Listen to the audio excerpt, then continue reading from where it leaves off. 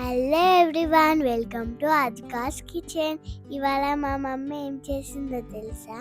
కందిపొడి. అది ఎంత బాగుందో తెలుసా? సూపర్ ఉంది. మీరు కూడా ట్రై చేస్తారా? అయితే వీడియో మొత్తం చూడండి. హలో అండి.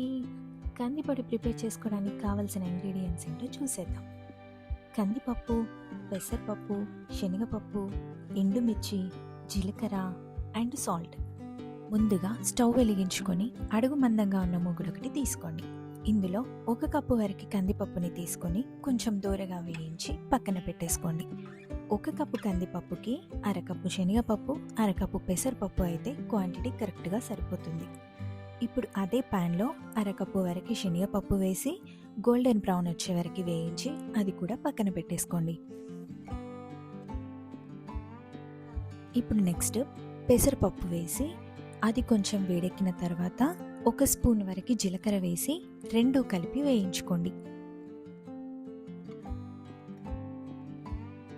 చివర్లో ఒక 10 నుంచి 15 వరకు ఎండుమిర్చిని తీసుకొని అవి కూడా అందులోనే వేసి 3 కలిపి వేయించుకోండి. మీరు కారం ఎక్కువగా తినేవారైతే 20 వరకు ఎండుమిర్చిని తీసుకోవచ్చు.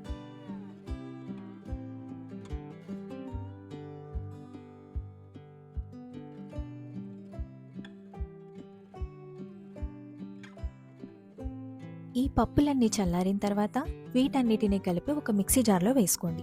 మీ టేస్ట్కి సరిపడా కొంచెం సాల్ట్ వేసుకొని మిక్సీ పట్టేసుకోవడమే. నేనిక్కడ రాళ్ళుప్పు వేసానండి. మీ దగ్గర సన్నుప్పు ఉంటే అదైనా వేసుకోవచ్చు. అంతే అండి, ఎంతో సింపుల్ అండ్ టేస్టీ కందిపొడి రెడీ అయిపోయింది. మీరిక్కడ గమనించారో లేదో, మనం ఒక్క చుక్క ఆయిల్ కూడా వేయకుండా అన్నిటినీ డ్రై రోస్ట్ చేసాం. కాబట్టి ఏమాత్రం ఆలోచించకుండా పిల్లలకి కూడా హ్యాపీగా పెట్టేయొచ్చు. వీడియో నచ్చిందా? అయితే ప్లీజ్ సబ్స్క్రైబ్ టు అదికాస్ కిచెన్.